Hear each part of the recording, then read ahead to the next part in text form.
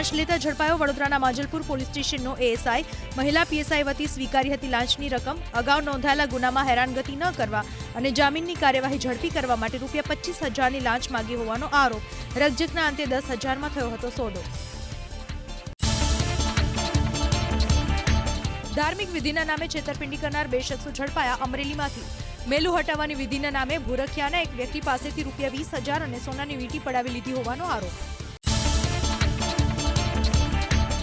મિલકત સંબંધિત ગુનામાં સંડોવાયેલા આરોપીને ધકેલાયો સુરતની લાજપોર જેલમાં। અમદાવાદ પોલીસે આરોપી ચંદનમલ ઉર્ફે સોનુલાલ ભેરુલાલ ભાટની સામે હાથ ધરી પાસા હેઠળની કાર્યવાહી। ગાંજાના જથ્થા સાથે એક યુવક ઝડપાયો તાલાલામાંથી। પોલીસની ટીમે રાજ હોટલના રૂમ નંબર 205માં હાથ ધરી તપાસ। આરોપી પાસેથી 1 કિલોથી વધુનો ગાંજાનો જથ્થો કરાયો જપ્ત।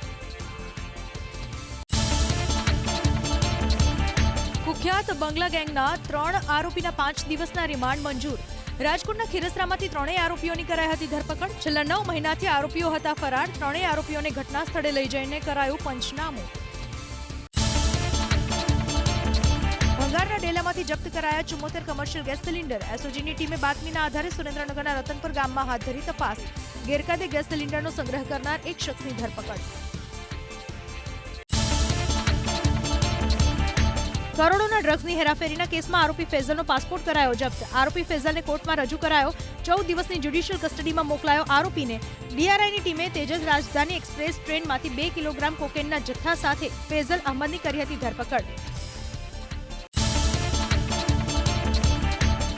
હિન્દી શાળામાં ચોરીનો ઉકેલાયો ભેદ। અમદાવાદ ક્રાઇમ બ્રાન્ચની ટીમે ગોમતીપુરમાંથી દબોચી લીધો આરોપીને।